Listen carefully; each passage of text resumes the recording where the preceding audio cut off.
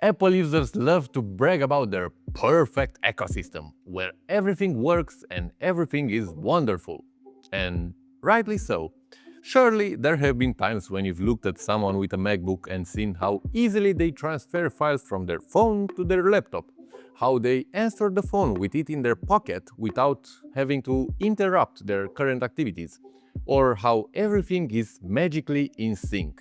But what about you? If you're a Windows user, can't you have any of the good stuff? Does everything have to be so ugly and clunky?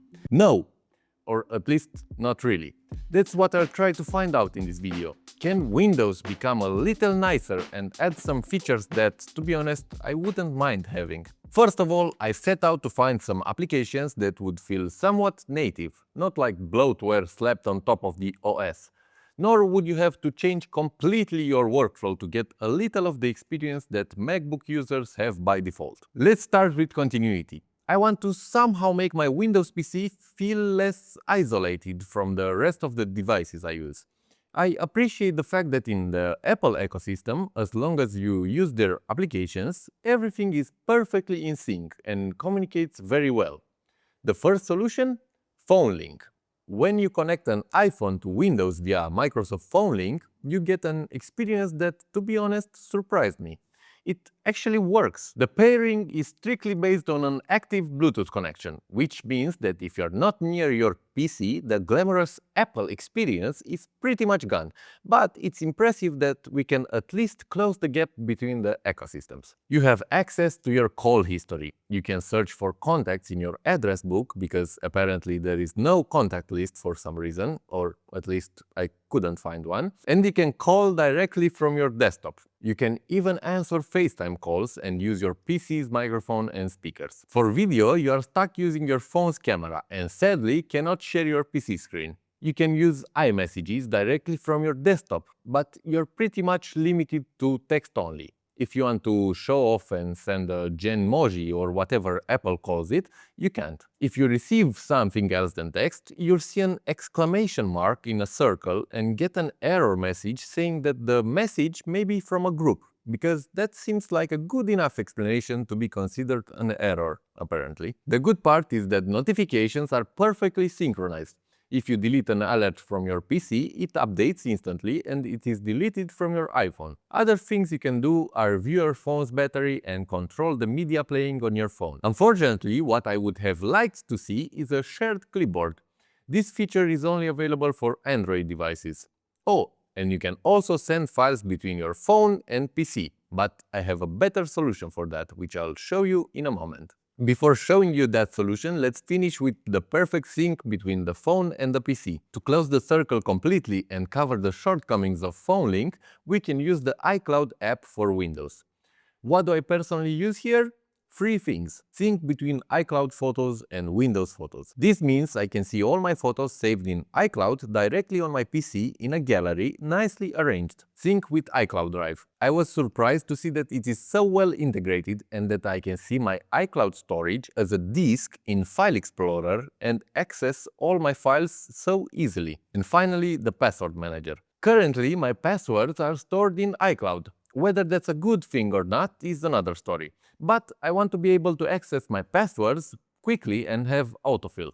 Fortunately, I have a fairly similar experience, somewhat like on a MacBook. iCloud Passwords give me a browser extension for autofill, and in addition, once I set up Windows Hello, I can access the Password Manager application where I can see all my passwords. It is not as flawless as on macOS, considering that if I need autofill in an application other than the browser, I have to log in and copy my password manually.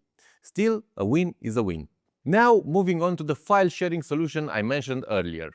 Blip. It's like AirDrop, only better and worse at the same time. Let's start with the positives. It's fast.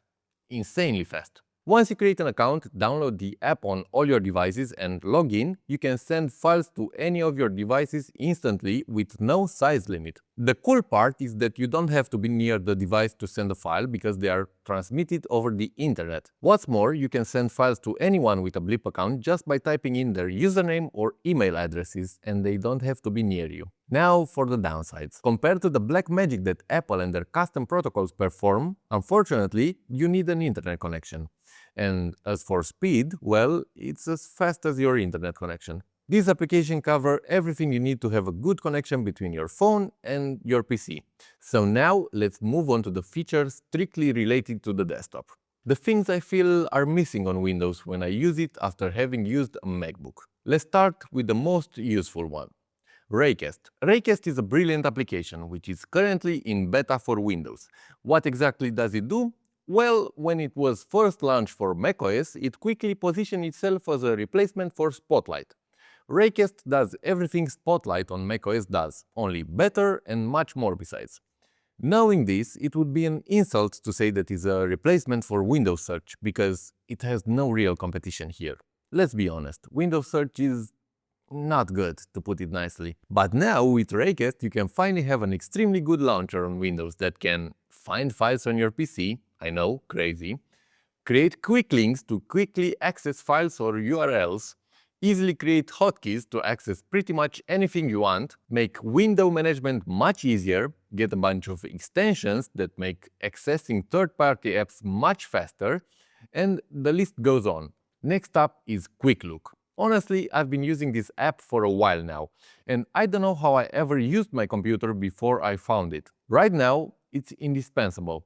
On a Mac, if you press the spacebar on a file, it opens a quick preview. QuickLook does just that. A quick preview when you press the spacebar on a file without having to open it. It's brilliant, and I honestly cannot use Windows without it anymore. Now that we are nearing the end, this is an application that you might not miss because you may not use this feature on your MacBook either. It's called Easy Window Switcher, and it does exactly what its name says. If you didn't know, on macOS with Command Tab, the equivalent of the Alt Tab, you scroll only through the open applications, not through all open windows. Then, once you have an application highlighted, you use Command plus tilde to scroll through the windows of the same application. Easy Window Switcher does exactly that. It lets you use Alt plus tilde to scroll through the windows of the same application. I have two more applications that I want to mention quickly. The first is PowerToys. PowerToys is an application that allows you to activate many features in Windows. And as I said in the beginning, I don't want everything you install to feel like bloatware. So the best part is that PowerToys is made by Microsoft. Basically, PowerToys give you access to some features that, in my opinion, should be built into Windows. But for some reason, they're not. It's an application worth exploring in itself. But what interests us in this video are two things: Pick and Command Palette. Pick is basically what QuickLook does, and Command Palette is what Raycast does. Why didn't I recommend them from the start? Because QuickLook and Raycast are better. However, if you want a truly native experience, PowerToys give you that option, because yes, apparently these things are built into Windows. The last application is Windhawk. I left it for the last because I cannot recommend it wholeheartedly. With Windhawk, you can make your Windows feel like a Mac. Literally. They are basically skins for your Windows. You can change your taskbar to look very similar to the Mac dock. Playing around with it honestly reminded me of the time when I used to put skins on Windows XP. So if that's what you want, at least now you know you have the option. There are many other applications that make Windows look just like macOS with a menu bar and everything else. But Windhawk seemed to me to be the most polished, and I didn't feel the need to reformat my PC after using it. Thank you for watching, and I hope you find this information useful, and if you do so, please subscribe and like this video. See you on the next one.